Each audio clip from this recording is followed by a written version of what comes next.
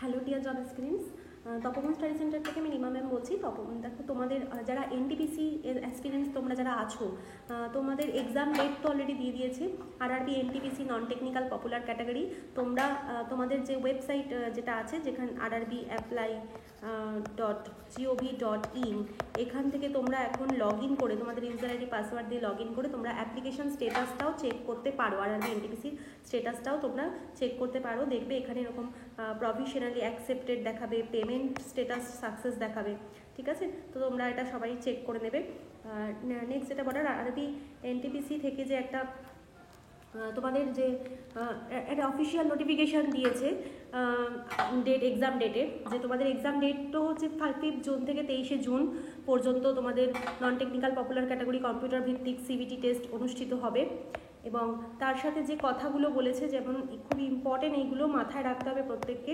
যে যেমন এখানে ফার্স্ট যে সেকেন্ড যে পয়েন্টটা বলছে যে the link for viewing the exam city date and downloading the travel authority for SC/ST candidate will be made live for 10 days prior to the exam date on the official websites of all RRBs. অর্থাৎ তোমাদের SC/ST প্রার্থীদের জন্য তাদের পরীক্ষার শহর বা তারিখ দেখার জন্য এবং ট্রাভেল অথরিটির যে পাস যেটা, সেটা ডাউনলোড করার জন্য, সেটা ডাউনলোড করার লিঙ্কটা 10 দিন ধরে সমস্ত আরআরবি সমস্ত অফিসিয়াল ওয়েবসাইটে কিন্তু লাইভ থাকবে। ওকে, ট্রাভেল অথরিটিটা দেখার জন্য, এক্সাম মানে ট্রাভেল অথরিটির পাস নয়, এটা অ্যাকচুয়ালি এক্সাম ডেট আর সিটিটা দেখার জন্য, বিশেষ করে SC/ST প্রার্থীদের জন্য এটা নোটিশটা দিয়েছে। এবং তাছাড়া downloading of call letters will start 4 days prior to exam date mentioned in the exam city and date intimation link। অর্থাৎ কল লেটার ডাউনলোড করা শুরু হবে 4 দিন আগে। পরীক্ষার শহর এবং পরীক্ষার তারিখ, ডেট কবে হচ্ছে সেটা তোমরা লিঙ্কে উল্লিখিত পরীক্ষার তারিখ থেকে দেখতে পাবে। লিঙ্কে যেটা থাকবে, যেটা ডেট ইন্টিমেশন থাকবে, সেইটাই তোমাদের এক্সামটা হবে।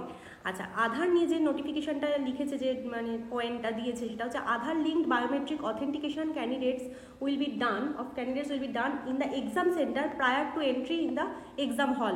অর্থাৎ পরীক্ষা হলে প্রবেশের আগে কিন্তু পরীক্ষার্থীদের আধার লিঙ্কযুক্ত বায়োমেট্রিক মানে এটা চেক করা হবে। পরীক্ষা কেন্দ্রে প্রমাণীকরণটা চেক করা হবে। অর্থাৎ ক্যান্ডিডেটস আর সেই জন্য to bring their original Aadhaar card নিয়ে যেতে হবে, or print out of verified Aadhaar, মানে অরিজিনাল আধার কার্ড যদি থাকে সেটা, অথবা print out of verified Aadhaar থাকলে, মানে ভেরিফাইড হতে হবে কিন্তু, মানে ডিজিটাল সিগনেচার থাকবে আর কি, ভেরিফাইড রাইট এবং টিক মার্ক থাকবে, এরকম ভেরিফাইড আধারটা নিয়ে যেতে হবে পরীক্ষা হলে।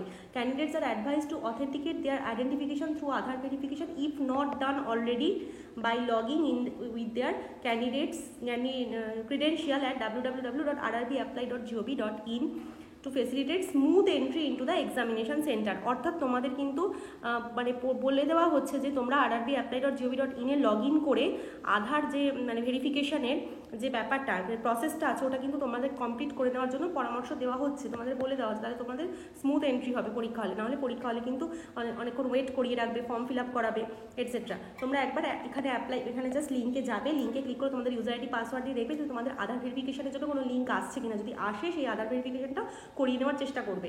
তো এখন যেমন আধার ভেরিফিকেশন কিন্তু হচ্ছে, মাঝে মাঝে মানে হচ্ছিল না, আবার আধার ভেরিফিকেশন মানে আধারের ওটিপি মোবাইলে আসছে এখন, দেখবে তোমাদের এই সময় যদি তোমরা কেউ না করে থাকো তাহলে করে নিও।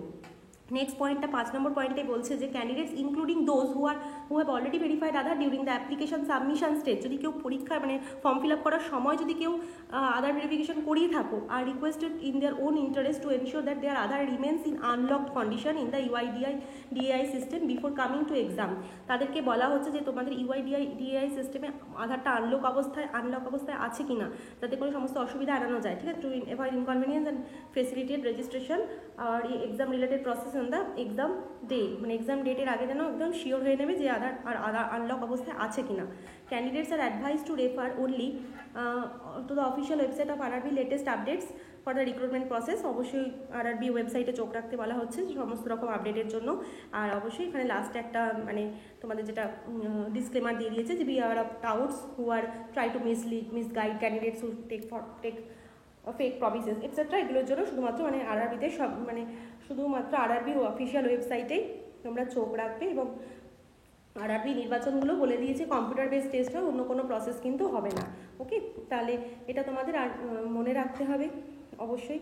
আর এছাড়া তোমাদের আমি বলে রাখি যে তপবন স্টাডি সেন্টারে কিন্তু আমাদের আরআরবি এনটিপিসির জন্যই একটা ক্র্যাশ কোর্স চালু হয়েছে, মাত্র 499 টাকা যার কোর্স ফি, মাত্র 499 টাকা। এনটিপিসির জন্য কেউ যদি এখন প্রিপারেশন নিতে চাও গ্র্যাজুয়েট লেভেলে, তাহলে সে কিন্তু বা ক্র্যাশ কোর্স লাস্ট মিনিটের কীভাবে প্রিপারেশন করবে, কীভাবে নিজের গতি একটু বাড়াবে, তার জন্য কিন্তু তোমরা এই ক্র্যাশ কোর্সটা তোমরা দেখতে পারো।